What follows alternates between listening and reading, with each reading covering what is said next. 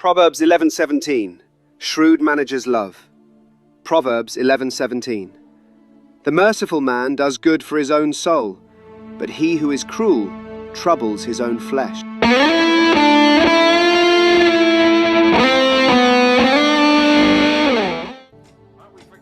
Very often, at least once a month, my father would take my siblings and me to the movies. Because of my father, I have a love of a variety of films. I believe Ghostbusters 2 had the longest line I stood in to see a movie. The Schindler's List film captured my attention more than any other movie.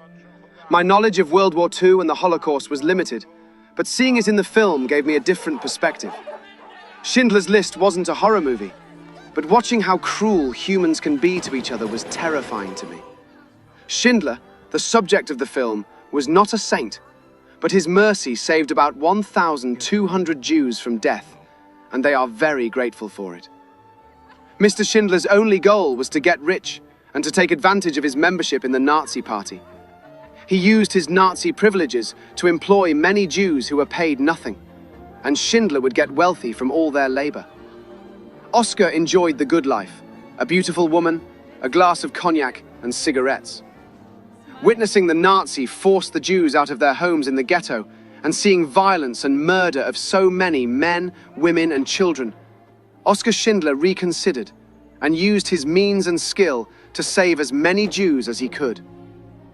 When the Nazi wanted to eliminate more Jews, Oskar would wine and dine and even bribe the Nazi authorities to save his workers, telling them his workers were essential for the German war effort. Even if Oskar's Jews were not paid, Mr. Schindler made sure they had food to eat, which was better than most Jews in concentration camps. His factory was near a death camp controlled by a Nazi named Amon Goeth, who hated Jews with a passion. Oskar used his business management skills to keep his Jewish workers alive. He would give Amon fine cognac, then they would drink together.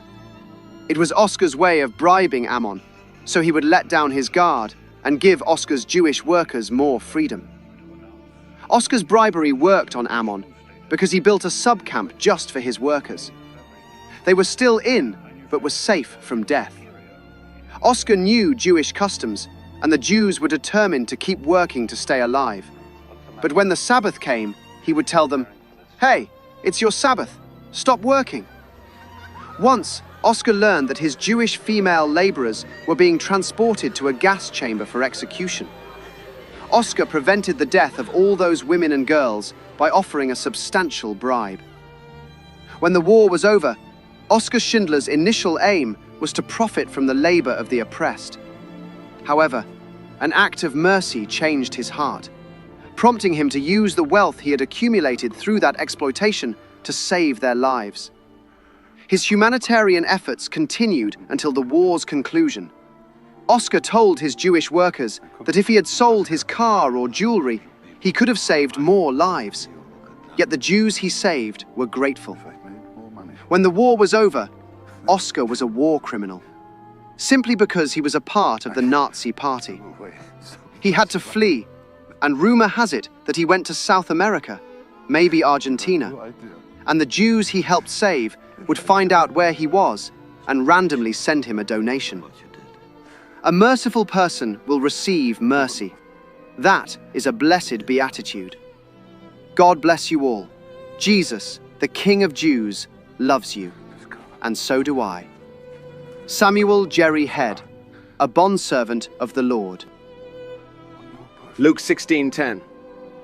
The one who is faithful in a very little thing is also faithful in much, and the one who is unrighteous in a very little thing is also unrighteous in much.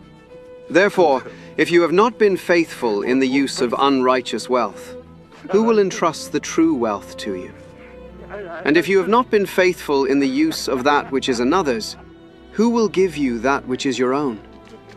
No servant can serve two masters, for either he will hate the one and love the other, or he will be devoted to one and despise the other. You cannot serve God and wealth.